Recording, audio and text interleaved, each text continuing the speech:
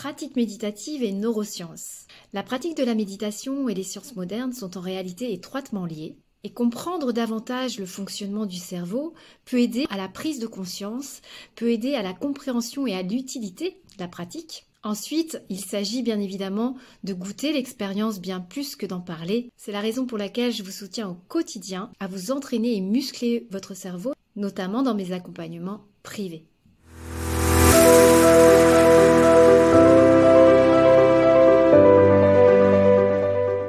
Alors bienvenue sur ma chaîne, pour ceux qui ne me connaissent pas, je m'appelle Karine, je suis écrivain, coach et thérapeute spirituel et je vous accompagne à réaliser vos rêves. Si vous passez par ici, si vous trouvez de la valeur ajoutée dans mes contenus, alors n'hésitez pas à vous abonner, à commenter, liker, partager, cela nous aidera à construire ensemble cette communauté de visionnaires et de rêveurs qui me tient à cœur. Alors dans un premier temps, on va s'intéresser de manière très schématique au cerveau, au fonctionnement du cerveau. Aujourd'hui, il y a énormément d'enseignements sur le sujet, donc ici, il va s'agir simplement de revoir très rapidement quelques bases. Nous avons en réalité 4 cerveaux, donc 4 consciences, et c'est ce qu'on va essayer de décortiquer ici. Donc tout d'abord, il y a le cerveau gauche. Le cerveau gauche, c'est vraiment le siège de la pensée rationnelle, pragmatique, le siège de l'apprentissage. C'est vraiment tout ce qui va m'apporter le cadre, la structure, mes capacités organisationnelles. Cela correspond à notre esprit cartésien. Et donc, cette partie gauche du cerveau est en lien étroit à l'énergie du yang, dont je parle régulièrement, c'est-à-dire à notre dimension masculine. Notre dimension masculine qui est finalement en lien au corps, à la matière, à la concrétisation, à la matérialisation. Il est en connexion, ce cerveau gauche, à toute la partie droite du corps. Donc, on parle de la conscience intellectuelle, psychique, matérielle. Ensuite, nous avons le cerveau droit. Lui, c'est le siège de la pensée créatrice. Tout ce qui est capacité intuitive, tout ce qui est de l'ordre de l'imagination, de la créativité, de la vision, des rêves. Donc il correspond à notre énergie yin, c'est-à-dire notre dimension féminine, qui elle est plus en lien au divin, à l'invisible, à l'intuition, et qui va régir finalement toute la partie gauche du corps. Donc le cerveau droit, c'est vraiment la dimension de l'esprit, c'est la dimension plus spirituelle, on parle de la conscience spirituelle. À droite, j'ai la vision, j'ai les rêves, et à gauche, j'ai la mise en action, comment je me mets en action pour matérialiser mes rêves, concrétiser dans la matière. Alors ensuite, on a un troisième cerveau qui est le cerveau médian. Le cerveau médian qui est la partie du cerveau au niveau frontal, qui est finalement le siège des ressentis, des sentiments, des émotions, toute la dimension du cœur. C'est intéressant du coup de se demander qu'est-ce que j'ai envie de vivre comme émotion. C'est important de prêter attention à son environnement, aux situations qui me procurent des émotions agréable, afin de pouvoir mettre en place dans son quotidien des situations, un environnement, des relations, pouvoir reproduire des situations qui finalement me permettent de développer des émotions qui me sont agréables, des émotions que j'ai envie de vivre. Donc là, il s'agit, avec ce cerveau médian, de la conscience émotionnelle. C'est une conscience en lien au cœur, et dans cette conscience, on va retrouver à la fois une part masculine et une part féminine, car en réalité, rien n'est vraiment séparé, rien n'est ou tout blanc ou tout noir. Alors enfin, il y a un quatrième cerveau, je parlais de 4 cerveaux, et ce cerveau, c'est warning sur les tableaux de bord, il s'agit du cerveau reptilien. Le cerveau reptilien, c'est ce cerveau qui est juste derrière la tête, juste en bas du crâne. C'est la partie dans laquelle se trouve le striatum. Alors vous avez certainement déjà entendu parler du striatum. En fait, c'est le siège, entre autres, de la motivation et des impulsions. Du coup, je mets le warning parce que sans conscience sur cette partie du cerveau, sans connaître le mode de fonctionnement de cette partie du cerveau, eh bien le cerveau reptilien peut agir à notre encontre. Un peu comme un dangereux personnage dans notre tête, tout au moins si on n'en a pas conscience. Donc, ce cerveau, il fait référence à nos élans de vie, mais également à nos peurs. C'est lui qui va nous permettre d'aller de l'avant et c'est lui qui va aussi nous faire procrastiner pour X ou Y raison, pour X ou Y peur. Le fait d'avoir de la peur, ce n'est pas négatif en soi, parce que cela permet finalement de mesurer les dangers face à nos élans de vie. En revanche, la plupart d'entre elles sont imaginaires, ce sont des peurs illusoires, ce sont des peurs psychiques bien souvent et 99% de nos peurs sont illusoires. Le réel danger d'être confronté à un lion dans la jungle est peu probable en réalité dans notre société. En revanche, nos peurs sont souvent d'ordre psychique ou émotionnel, soit liées au passé, à des souvenirs, par exemple un souvenir qui a été paralysant, comme la peur de parler en public, la peur du regard des autres, la peur d'être jugé, enfin des peurs, il y en a des milliers en fait, soit liées au futur, par exemple la peur de manquer, la peur de ne pas y arriver, de ne pas réussir. En fait, ce ne sont pas des peurs réelles. C'est en cela qu'elles sont illusoires. Il n'y a pas de danger réel ou immédiat. Ce sont uniquement des scénarios qui tournent en boucle dans nos têtes. Et donc, c'est ce cerveau qui est responsable, comme je le disais, de la volonté ou de la procrastination. C'est lui qui est responsable de l'autosabotage, du « tu n'es pas capable », du « je n'y arriverai jamais », du « ce n'est pas fait pour moi », etc., etc. Et c'est aussi ce cerveau qui va répondre aux besoins primaires, matériels, de besoins de sécurité, en lien à la dimension du corps, à la dimension très physique, nourricière, presque en lien à la terre, c'est la conscience corporelle et matérielle. Donc c'est avec ce cerveau qu'il va être essentiel, important et essentiel de ne pas négocier, d'apprendre à ne pas négocier, au travers notamment l'installation de routines, au travers l'installation de rituels, au travers le dépassement de soi ou la méditation. Pourquoi ? Parce que le striatum, en fait, il fonctionne à la récompense immédiate. C'est un libérateur de dopamine qui se déclenche dès lors que je mets en place une action confortable pour moi. Pour autant, cette action n'est pas forcément en lien à la vision de ce que je veux pour moi. C'est-à-dire que ça peut être une action qui, dans un résultat immédiat, est super intéressante, super confortable, je reste au lit plutôt que de me lever, c'est super confort, mais ce n'est pas en lien à ce que je veux. Je veux mettre en place un projet, je ne peux pas rester au fond du lit.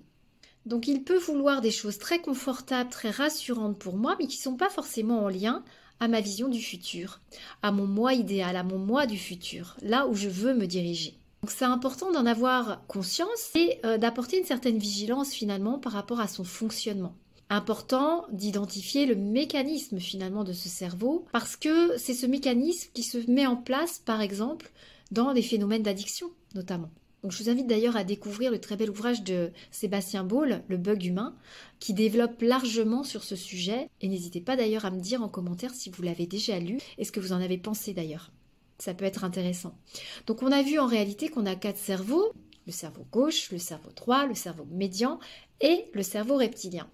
C'est important du coup d'apporter un équilibre entre nos 4 cerveaux, entre nos 4 consciences, notamment par la pratique méditative, entre autres, qui va aider finalement à maintenir au cours du temps un équilibre. C'est important d'équilibrer ma vision et mon passage à l'action, d'équilibrer ma dimension matérielle et ma dimension spirituelle, et finalement d'équilibrer ma dimension masculine et féminine, tout en apprenant à me détacher de mes émotions et de mes pensées. Alors j'aimerais introduire dans un deuxième temps les travaux du docteur Daniel Amen, qui datent maintenant d'un certain temps, puisque c'était les premiers travaux, je crois que c'était en 2005.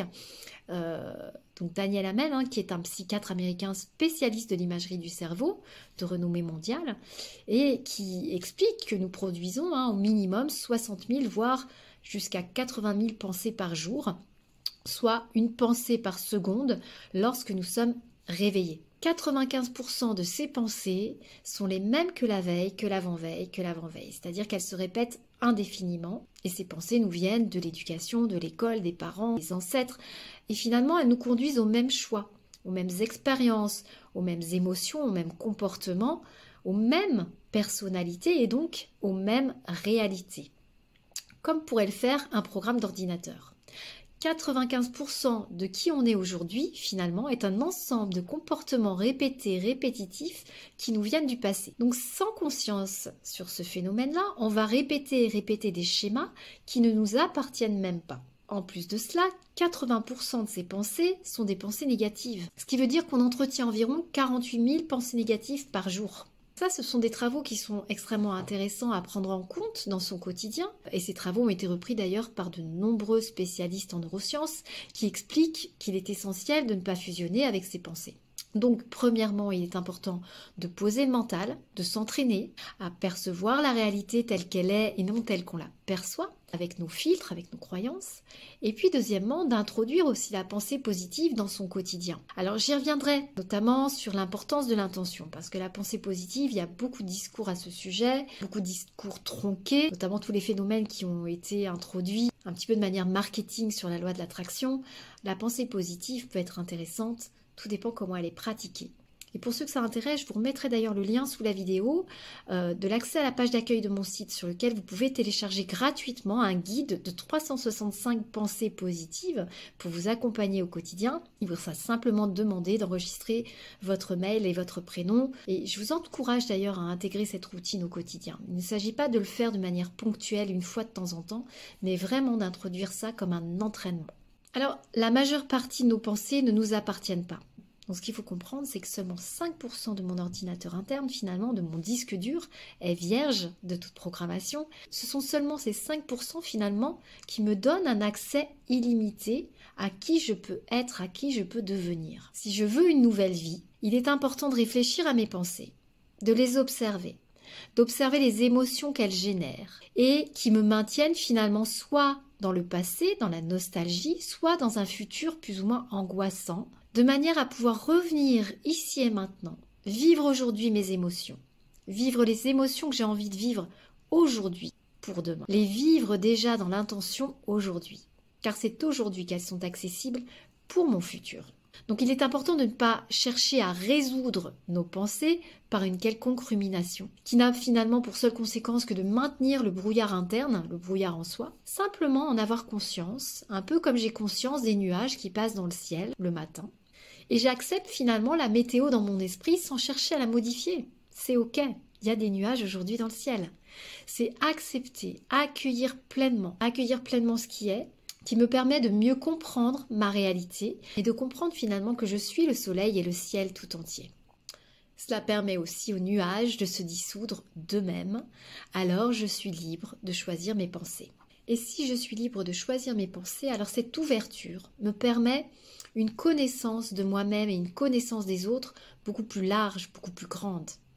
Je me connais mieux, je m'intéresse davantage à l'autre, je suis plus serein dans mon quotidien, je communique avec l'autre avec plus de fluidité, j'ai accès à mes capacités, j'ai la capacité de développer mes ressources, j'ai accès à ma guidance intérieure, je peux interagir de manière plus harmonieuse, je peux être qui je suis vraiment, qui j'ai envie d'être. Je suis capable de débloquer des croyances, des situations.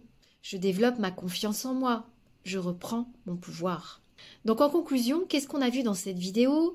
Premièrement, qu'il existait en réalité 4 cerveaux, donc 4 consciences, et on a vu l'importance d'harmoniser, d'équilibrer ces 4 cerveaux, équilibrer les 4 consciences. La conscience corporelle, la conscience émotionnelle, la conscience psychique et la conscience spirituelle. Dans un deuxième temps, on a vu qu'on avait 60 000 à 80 000 pensées par jour et que 95% d'entre elles se répètent indéfiniment, dont 48 000 pensées négatives par jour. Donc on a une réelle marge de manœuvre au travers des 5% d'accès illimité à notre cerveau. Et c'est important de connecter ces 5%. Et d'où, troisièmement, l'importance de la pratique méditative pour accéder à cette marge de manœuvre et identifier finalement nos systèmes de pensée sans fusionner avec eux. Et enfin, on a vu l'importance de mettre de la conscience sur le striatum, c'est-à-dire cette partie du cerveau avec laquelle il est interdit de négocier. Nous ne devons pas négocier avec cette partie du cerveau qui est responsable finalement de peurs illusoires, qui est responsable de nos addictions, la procrastination et qui nous empêche d'aller de l'avant. D'un point de vue plus pratique, si cette vidéo vous a plu, n'hésitez pas à mettre un petit pouce en commentaire, cela aidera sa diffusion sur YouTube et permettra à d'autres internautes qui en auraient besoin d'en bénéficier. Ou encore, n'hésitez pas à la partager vous-même si vous avez dans votre entourage quelqu'un qui en aurait besoin. Enfin, pour que vous puissiez suivre tous les partages que je propose ici et si les thèmes abordés vous intéressent, alors je vous invite à revenir régulièrement sur cette chaîne. Sachez que je mets en ligne entre 1 à 2, 3 vidéos par semaine. Sur ce, je vous remercie et je vous dis à très bientôt. Bye bye.